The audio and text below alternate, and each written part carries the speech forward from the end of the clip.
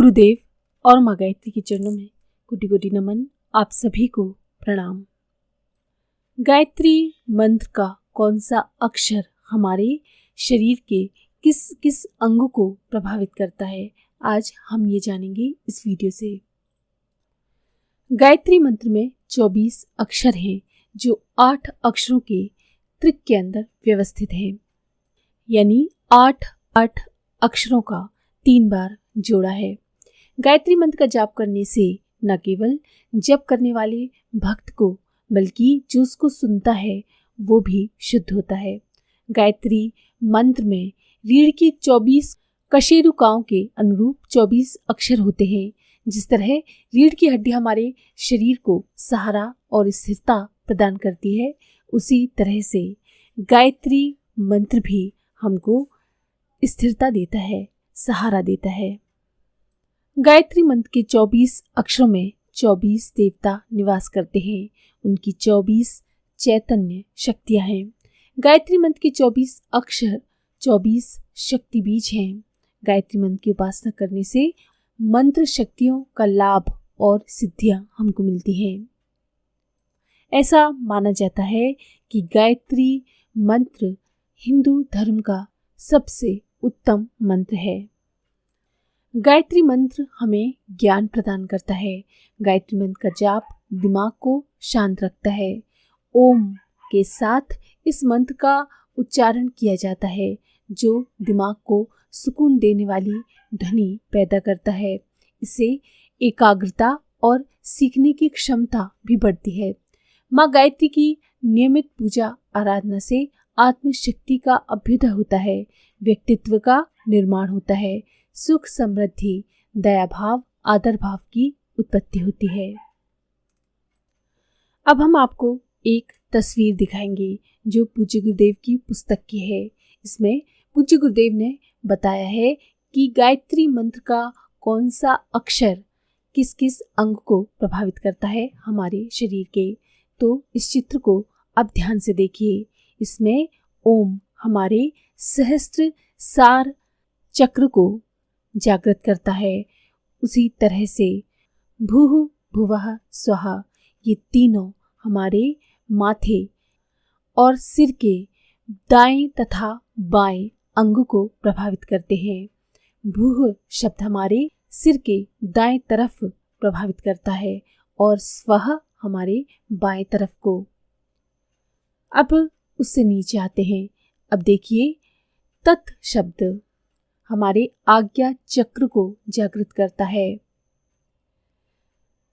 तत् के बाद आता है सा और वी। तो सा और वी हमारी दोनों आंखों को प्रभावित करता है। तुह शब्द हमारे बाएं कान को और वा शब्द हमारे दाएं कान को प्रभावित करता है, उसकी शक्ति को जागृत करता है। रे शब्द हमारी नासिका की शक्ति को जागृत करता है और यम हमारी ठोंडी के आसपास उस स्थान को प्रभावित करता है। इसके बाद अक्षर आता है भर्गो।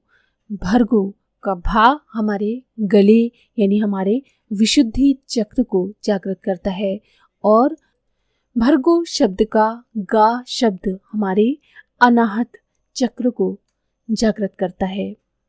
दे दाएं वक्ष को और वा शब्द बाएं वक्ष को। देवस्य स्य शब्द हमारी नाभि यानी हमारे मणिपुर चक्र को जागृत करता है। धी मही का धी और मा शब्द वक्ष स्थल के नीचे यानी कि जहाँ हमारे फेफड़े स्थित होते हैं उस जगह को जागृत करता है, उसको शक्ति संपन्न बनाता है। ही शब्द हमारे स्वादिष्ठान चक्र को जागृत करता है।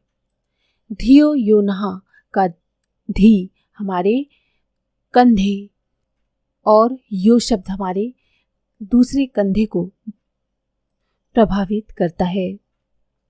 यो और नहा शब्द हमारे दोनों हाथों की कोहनियों को प्रभावित करता है। प्रचोदयात शब्द का प्रा और चो ये दोनों हमारे कलाई पर असर डालता है और दयात शब्द हमारी दोनों हाथों की हथेलियों को प्रभावित करता है। जो जो शब्द हमने आपको बताए हैं उन स्थलों पर यौगिक ग्रंथि चक्र स्थित है, जिनसे उनमें भरी हुई शक्ति प्रकट होने लगती है। अब हम आपको एक सूची बताते हैं जिसमें ये सारे अक्षर किस किस ग्रंथि को और उसमें कौन सी शक्ति भरी हुई है उसको जागृत करते हैं, ये बताते हैं आपको। जैसे तत् शब्द है वो तापनी नामक ग्रंथि को जागृत करता है जिससे हमको सफलता मिलती है। सा शब्द सफला ग्रंथि को जागृत करता है जिससे हमारा पराक्रम बढ़ता है। विश्वा को जिससे पालन की शक्ति आती है। तुष्टि को जिससे कल्याण कारक शक्ति आती है। वर्धा ग्रंथि को जिससे योग की शक्ति आती है।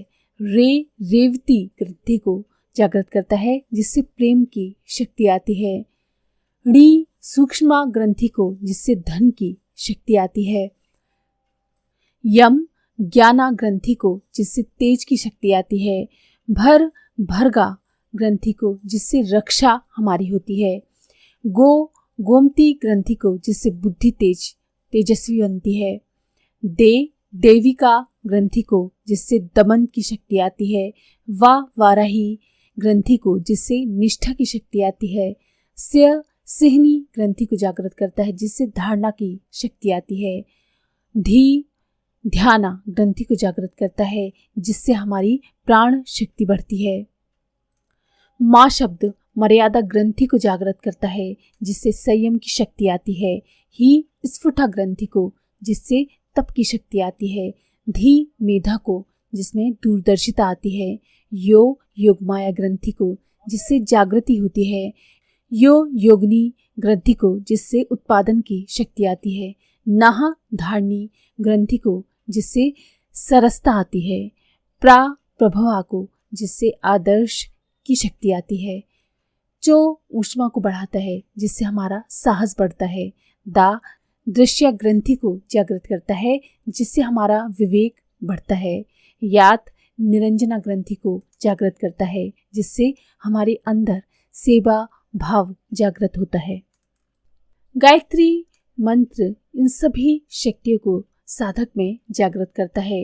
ये गुण इतने महत्वपूर्ण हैं कि इनके जागरण के साथ साथ अनेक प्रकार की सफलताएं, सिद्धियां और संपन्नता प्राप्त होना आरंभ हो जाता है। कई लोग समझते हैं कि ये लाभ अनायास ही कोई देवी देवता दे रहा है। कारण ये है कि अपने अंदर हो रहे सूक्ष्म तत्वों की प्रगति और परिणति को देखकर कोई समझ ही नहीं पाते। यदि वे समझ पाए कि उनकी साधना से क्या क्या सूक्ष्म प्रक्रियाएं हो रही हैं तो ये समझने में उन्हें देर न लगेगी कि ये सब कुछ कहीं से अनायास ही दान में नहीं मिल रहा है, बल्कि आत्मविद्या की सुव्यवस्थित वैज्ञानिक प्रक्रिया का ही ये परिणाम है। गायत्री साधना कोई अंधविश्वास नहीं है, एक ठोस वैज्ञानिक कृत्य है और उसके द्वारा लाभ भी सुनिश्चित ही प्राप्त होते हैं। आज के लिए इतना ही।